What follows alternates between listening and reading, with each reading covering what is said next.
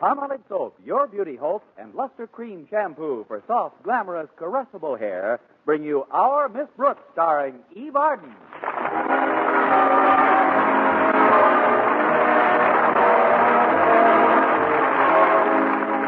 Most teachers take a pretty active interest in their school's various athletic teams.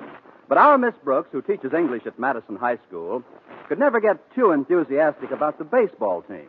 That is, until Mr. Boynton, Madison's bashful biologist, took over the coaching job. Then I watched every game with avid interest. I even studied up on baseball terms, until by the third game on Madison's schedule, I could accurately describe every play in every chukker. And I even knew the names of the pitchers warming up in the bullpen. Last Thursday morning, I really looked forward to picking up some first-hand knowledge of the game. Walter Denton, the manager of the team, and Stretch Snodgrass, its star player, were to pick me up and drive me to school. I had asked my landlady, Mrs. Davis, to wake me promptly at 7:30. Oh, Connie. Get up, Connie. You want me to pinch hit? What's the matter? Oh, it's you, Mrs. Davis. I do hope you're safe, Connie. Oh, safe? Safe where? From the looks of your bed sheets, you just slid into home plate. Now get up here. Walter and Stretch should be here soon. Oh, that's right. The Rover boys are picking me up today, aren't they? They're a grand couple of kids, Connie, and they're always together. I've never seen two people so inseparable. Just like Mr. Boynton and myself, except that we're separable. I'd like to wear something sporty today. Let's see now, what do I have that looks real baseballish? How about your gray dress with the wide-spreading sleeves? No, not today. Although it does make me look a little like a bat. How about your seersucker house dress? No, too formal. Oh, I know. A light green gabardine suit with a smart cardigan jacket. Perfect. I'll get it for you right away, Connie. Well, thanks a lot, Mrs. Davis. Where is it? In Sherry's department store. It'll cost you $110.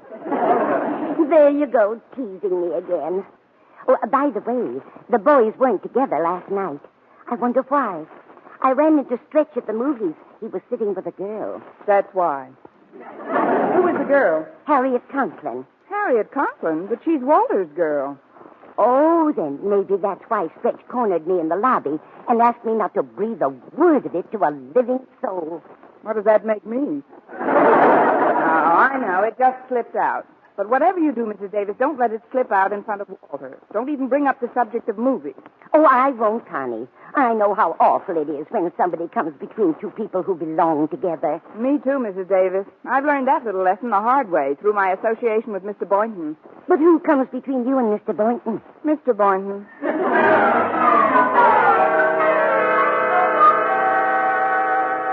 I'll get it. Hello, boys. Come in. Hello, Miss Brooks. Well, how are Damon and Pythias today? Demon who? Damon and Pythias. They were good friends, Stretch, like you and Walter. Oh, did they go to Madison? Well, if they did, it was before my time. Now, Miss Brooks was just acknowledging the fact that we're pals, Stretch. You know, like Lenny and George in Of Mice and Men. Oh, I like that. Stretch, don't tell me you read Of Mice and Men. No, Walter read it to me. I like the part where George tells Lenny about the rabbits. You got to read that to me again sometime, Walter. I will, Stretch. You know, in a lot of ways, you two are just like Lenny and George. Especially Lenny. Gee, I don't. How could Walter get to be manager of the baseball team if that's all the smart he was? Walter wasn't my candidate for Lenny. Oh, hello, boys. Hello, Mrs. Davis. How are you this morning? Oh, we're fine, Mrs. Davis. Sounds like the world's smallest choir. I think it's wonderful the way you two boys stick together, sharing all your experiences. Why, you even share... It's getting late, Mrs. Davis. We've got to run along now. Yeah, run along now. I almost let the cat out, didn't I? What cat? Our cat, Minerva, she almost slipped out between Mrs. Davis and the kitchen door. Yeah, the kitchen door. That's right, Walter. I'm getting so absent-minded lately.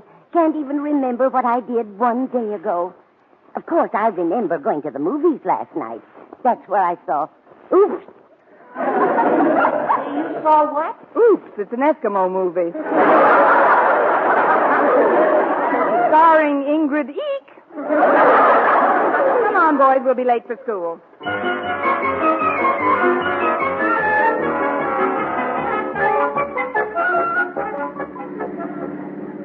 Be careful, Stretch. You just missed that other car by inches. What other car? Oh. Walter, maybe you ought to drive. Oh, don't be nervous, Miss Brooks. Stretch is a natural-born athlete. He's going to make a swell driver. He's going to make a swell driver. Stretch, how long have you been driving an automobile? There's absolutely nothing to worry about, Miss Brooks. I've been driving for days. For days? How many days? 8. Well, 9 if you want to count the day I learned how. I need a cinch to get it down pat, Miss Brooks. He remembers everything I taught him, don't you, Stretch? I sure do, Walter. First, I gently depress the clutch pedal. Then I gently shift into first. Then I gently let the clutch up. Then you gently pluck the pedestrians off the bumper. And Stretch, if you're going to pass another vehicle, please pass him on the... Oh! Oh, you're just teasing me, Miss Brooks. We were miles away from that Bantam Roadster. Bantam Roadster? That was a moving van. If you look in the rearview mirror, you'll see the driver kneeling on the floor of the cab with his hands clasped. Better cut down your speed a little, Stretch. Sure, pal. Attaboy. You know, Miss Brooks, Stretch and I have been pals ever since the day we met in your third-term English class. I remember. That was 2 years ago, and we've all been together ever since. But it's nice that you're such good pals. We sure are, Miss Brooks. There isn't anything that could make me feel any differently toward old Stretch here. I hope not, Walter. There's just one thing I got to straighten him out about, Miss Brooks. That's girls. I got to take old Stretch in hand. You better use 2 hands. Yeah, he's altogether too shy and retiring when it comes to the fair sex. Oh, I am not. You're too. Oh, I am not. You're too. I'm laying 8 to 5 myself. Not to change the subject too obviously, but what are we doing on this street? Is this a shortcut to school? Oh, no, Miss Brooks. I told him to go this way. We're going to pick up my girl. You know, Harriet Conklin. Take it easy now, Stretch. Harriet lives right down this block here. Yeah, I know. What's that? He said, whoa, to that horse. He almost ran away. What horse? Yeah, what horse? How do you like that? He did run away. Well, here's the Conklin homestead, and there's Harriet right at the curb. We can pick her up and keep right on going to school. Please, Stretch. I didn't mean for you to pick her up on the fender. Hello, Miss Brooks. Hi, Walter. Good morning, Harriet. Welcome aboard. I'll hold the door for you, Harriet. Get in back with me. Thanks, Walter. Hello, Stretch. Hi. Well, let's go. Notice how much wider the back seat is, Harriet? Why, yes, it does seem roomy for a convertible. How did you get that effect? The right side fell off yesterday. I got it in my garage, though. That's what I like about a convertible. In wet weather, you can always put the sides on. How's the driving coming along, Stretch? Fine. You're not very talkative today, are you? He's concentrating, Harriet. Keep it up, Stretch, old boy, old boy. Oh, say, Harriet, about last night. I'm sorry I couldn't take you to the movies, but I had to work on the baseball schedule. Oh, I wouldn't want you to overlook the schedule, Walter. Don't worry about me. I had a thoroughly wonderful evening. Oh, did you go to the movies anyway? Of course. With who? With whom, Walter? You see, after the word with, which is a Okay, Miss preposition... Brooks. With whom did you go with, Harriet? Take me out to the ball game. Take me out with the crowd. Boy, I'm sure glad baseball season is here. Boy, I sure like baseball, boy. Don't you, Miss Brooks? And how, boy? I sure like baseball, boy. Don't you, Harriet, old boy? Personally, I think there's nothing like a real romantic movie, provided, of course, you're seeing it with the right party. Me too. But like I just asked you, who are you with? Whom? And I think I can answer that question, Walter. Mr. Boynton and I saw the same movie that Harriet saw. Oh, what did y'all see? Oh, it was the ideal picture for Mr. Boynton and myself. John Garfield and Jennifer Jones in We Were Strangers. But, Miss Brooks, I didn't see you there. Did you, Stretch? Stretch? Well, how could he have seen anybody at the movies? He had to help his dad at the pet shop. At least, that's what he told me he had to do last night. Sure, Walter. That's what I did have to do. at the time when you asked me. Well, here's the school. Good old Madison. Put the brake on, Stretch. Where's the school, Miss Brooks? Just one block back, Stretch. You'll have to sharpen your reflexes a little. Don't bother backing up. The walk will do us good. Okay. If you'll all get out here, I'll find a place to park. Will you wait a minute? I want to get something settled. Did you go to the movies last night, Stretch? Sure, pal. My dad decided to close early, and I got 50 cents for helping out. So I just up and went. And I guess you just up and ran into Harriet, huh? Well, we did sit together, Walter, but... My girl. My best girl and my best pal. Seeing movies behind my back. How long have you been showing movies on your back? Oh, really, Walter? You're taking this much too seriously. Please, Miss Brooks. I'll handle this in my own way. Stretch, you've made a fool out of me. How could I, Walter? Good question. There's only one way to settle this thing. Meet me behind the handball court after school. But, Walter, you can't mean you want to fight. I must get satisfaction. Satisfaction? You'll get fractured. Now, let's discuss this thing calmly. There's nothing more to discuss. I'll see you after school, you false friend. Walter, wait, I'm going with you. I want to talk to you. Go ahead, Harriet. Tell them that we just... See you later, Stretch. Goodbye, Miss Brooks. Goodbye, Harriet. Oh, this is awful. What'll I do, Miss Brooks? I just bumped into Harriet accidentally, and she insisted that we sit together. I can't fight Walter. I'm almost a foot taller than him. And besides, I ain't mad. Well, just relax, Stretch. I think there's a way out of this impending duel. You see, inasmuch as he challenged you, you've got the choice of weapons. I have? Certainly. And I think I know a way you two can battle without anyone getting hurt a bit. How's that, Miss Brooks? You'll fight a battle of wits.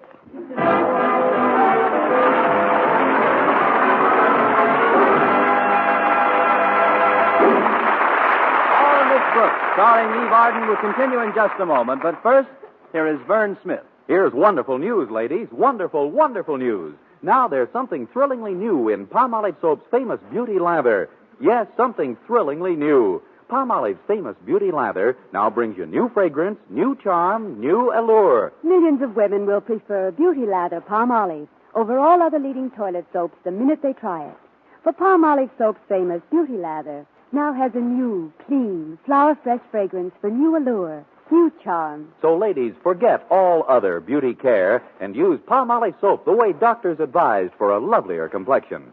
Just stop improper cleansing and instead wash your face with Palmolive Soap 3 times a day, massaging Palmolive's wonderful beauty lather onto your skin for 60 seconds each time to get its full beautifying effect.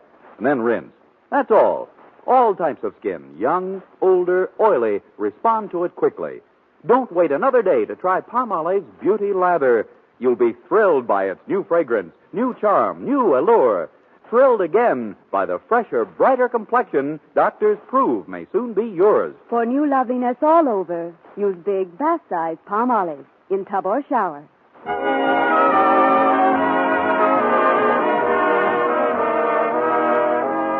Well, by lunchtime, the news of the impending grudge match between Walter and Stretch had spread throughout the school. Interest was at fever pitch. In fact, you'd think that Joe Lewis had just announced that he was going to fight again. Still determined to stop this one-sided brawl between 6'5" Stretch and 5'6" Walter, I went right to the source of the trouble and had a heart-to-heart with Harriet Conklin. It's up to you to prevent this fight, Harriet. You've got to tell Walter that your meeting with Stretch was accidental. But it isn't just last night, Miss Brooks. Walter knows that for weeks now, Stretch hasn't been able to keep his eyes off me. How does Walter know that? I reminded him. Besides, they won't really hurt each other, Miss Brooks. And it'll do Walter a lot of good to fight.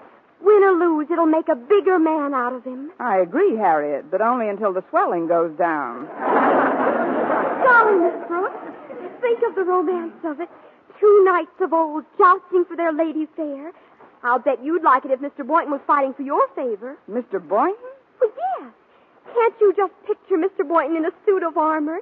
Can't you just see him riding forth to do battle? Yes, I can, Harriet. Mounted on a big, fiery frog. No,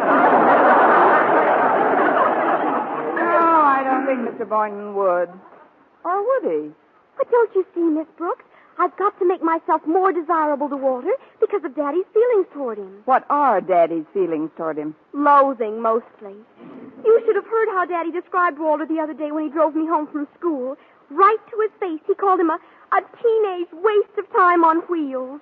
Well, I didn't know your father had it in him.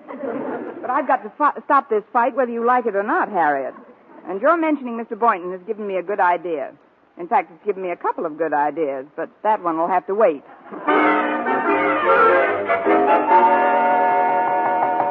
Come in. Well, it's Miss Brooks. Hello, Mr. Boynton.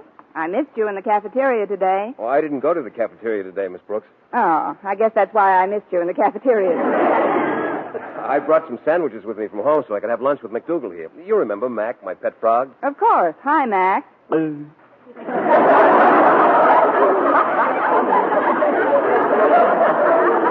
sounds like he enjoyed his sandwich. Mr. Boynton, the reason I came into the laboratory was to...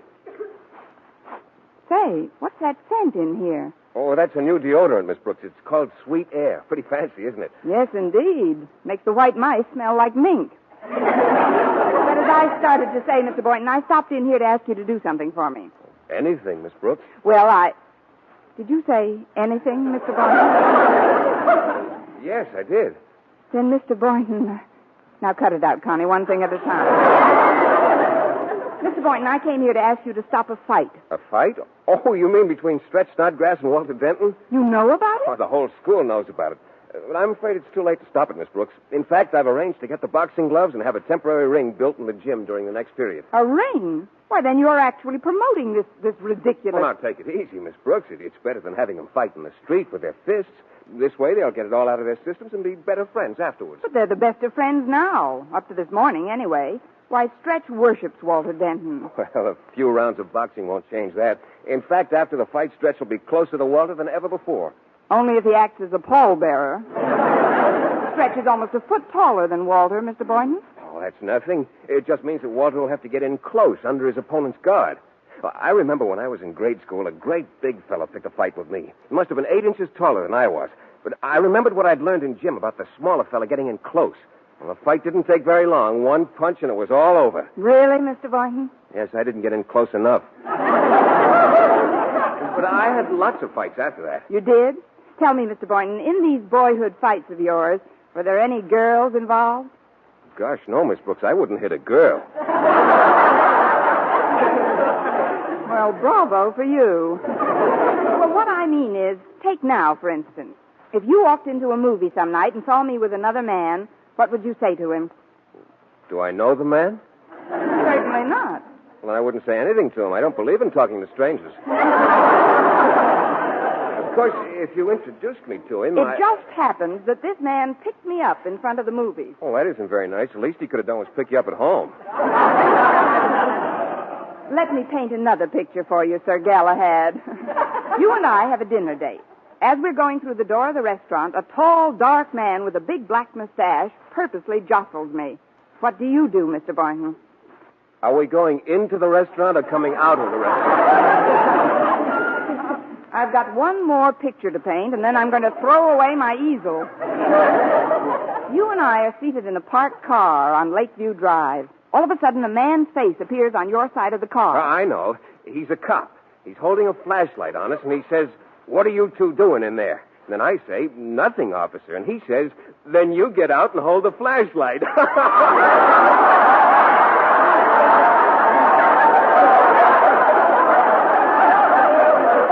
a hot one, isn't it?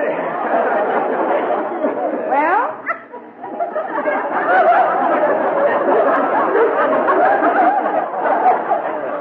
Now that you've defended me with your last drop of blood, Ronald, let's leave this tropical paradise and return to Liverpool. I'm sure Papa will give you your old job back. My old job? Yes, measuring orange rind in his marmalade factory. There's a hot one you can kick around for a while. Now, I'm going down to Mr. Conklin's office. He'll put a stop to this fighting nonsense. Oh, but Miss Brooks... Goodbye, Mr. Boynton. Then you get out and hold the flashlight. Oh, fine. He just got it.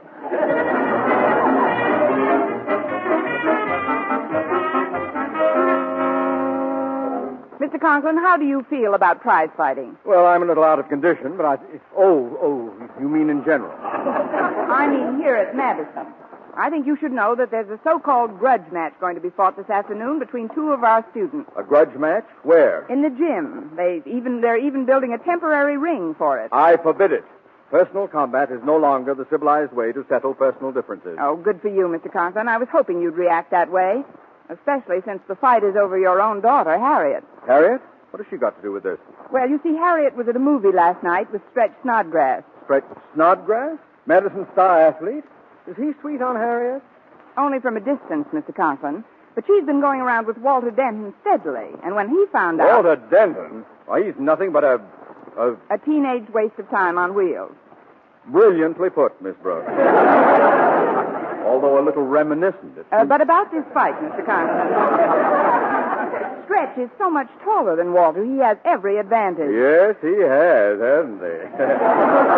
What time is this fight going to be held, Miss Brooks? But, Mr. Conklin, aren't you going to stop it? Stop it? I'm going to referee it.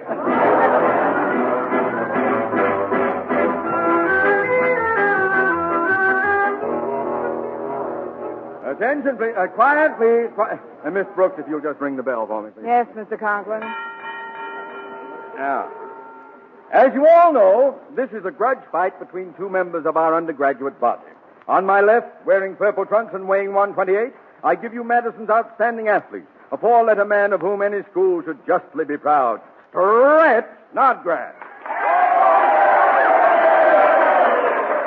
And on my right, wearing black trunks and a catcher's mask, I give... Take that mask off, Denton. I give you Walter Denton.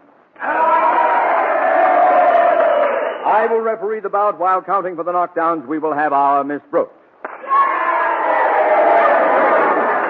Now, inasmuch as many of you couldn't get close enough to this temporary ring to see the contest, Miss Brooks will also officiate at the PA system to bring you a blow-by-blow account of the proceedings. Are you all ready, Miss Brooks? 1, 2, 3. Woof, woof. Testing. Woof. Then if you boys will join me in the center of the ring, I'll give you your final instructions. As the fighters go to the center of the ring, just a word of reminder. Boys, if, like Walter Denton, you're about to get your head knocked off, why not put an Adam's hat on it first? And now let's listen to the referee's instructions. Mark the Queensbury rule. I am here for one reason and one reason only, to see that fair play is strictly observed. You will at all times be honestly and impartially judged. Now then, Stretch. Yes, Mr. Conklin? I want you to be sure and go to a neutral corner every time Denton is on the floor. And you, Denton? Yes, sir? Where do you want your body? Oh, well, I have. Now then, you two, I want a good, clean fight, and may the better man win. And win quickly, Stretch. Go to your corners. Come out fighting. There goes the bell, folks. Oh, Walter's down. Fell over his shoelace. Now it's tied, and the two men meet in the center of the ring. They're cautious at first. Walter is dancing lightly around, left arm extended. Stretch is dancing around. Now they're dancing around together. Mr. Conklin breaks them, and once more they circle around carefully. Now, here it is, the first exchange. Oh, come on, Stretch. Why don't you throw a punch? Oh, I don't want to hit you first, Walter. You hit me first. No. You hit me first. No, you hit me first. They're going at it hammer and tong. Mostly tong. Come on, fight. I ain't mad at you, Walter. Come on, man, mix it up, mix it up. This crowd came here to see a fight. Oh, gosh, Miss Brooks. It looks like they're really going to start hitting each other. Not while I'm at the bell. And there's the end of round one. Walter Denton is in the corner right above us. How do you feel, Walter? You didn't lay a glove on me. I know. Let's see how Stretch is doing over in his corner. His seconds are just giving him a good gargle. He can use it. He was pretty eloquent in that last round. Now he's on his feet, and Mr. Conklin is motioning for the second round to begin. There they go again, both men still pretty fresh and ready for each other's best dialogue. Listen, you two. You've got to do some fighting this round. Yes, sir. Come on, Walter. Take a poke at me. No, Stretch. You take a poke at me. I can't. Not while I'm looking at you. Please. We'll just close our eyes and swing, and then the crowd will think we're really fighting. Come on.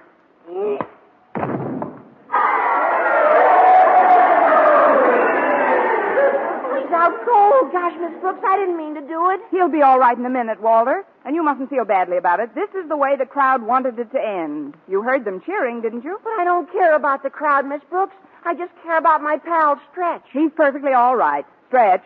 Come on, Stretch. Tell Walter you're all right. Yeah, sure. I'm okay, Walter. Let's shake hands. You bet, pal. And now that you and the students have had complete satisfaction, there's one thing I'd like you to do for me. Sure, Miss Brooks. What is it? Well, while he's still out, you two had better carry Mr. Conklin down to his office.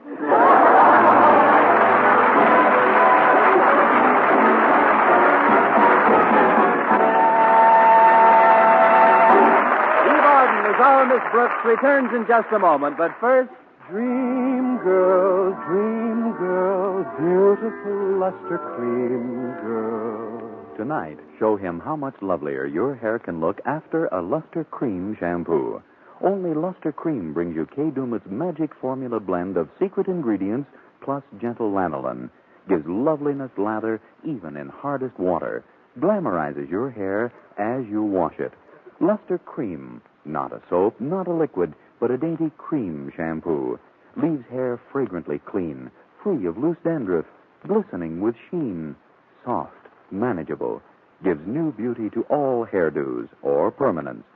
4-ounce jar, $1. Smaller sizes, either tubes or jars. Tonight, try Luster Cream shampoo and be a... Dream girl, beautiful luster cream girl. You owe your crowning glory to a luster cream shampoo. And now, once again, here is our Miss Brooks. Well, we took Mr. Conklin back to his office, and it didn't take long for him to come to. Where am I? What happened? It was an accident, Mr. Conklin. Denton, you struck me. But he didn't mean it, Mr. Conklin. Didn't mean it. I saw him winding up. But it was an accident, Mr. Conklin. All Walter did was close his eyes like this, then pull his arm back like this, and then swing like this. Well,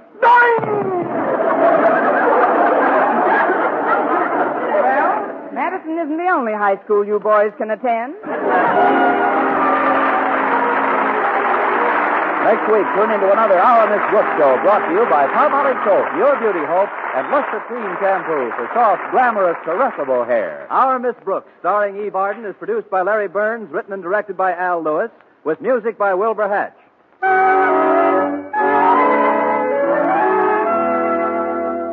Men, here is actual, factual proof of more comfortable, actually smoother shave by using Palmolive Lather Shaving Cream. 1,251 men tried the Palmolive Lather way to shave described on the tube. And no matter how they had shaved before, 3 out of 4 got more comfortable, actually smoother shaves. Try Palmolive Lather Shaving Cream. See if you don't get more comfortable, actually smoother shaves the Palmolive Lather Shaving Cream way. For mystery liberally sprinkled with laughs, listen to Mr. and Mrs. North, the exciting, fun-packed adventures of an amateur detective and his beautiful wife. Tune in Tuesday evenings over most of these same stations. And be with us again next week at this same time for another comedy episode of Our Miss Brooks. Bob Lamont speaking. Stay tuned now for Life with Luigi, which follows over most of these stations. This is CBS, the Columbia Broadcasting System.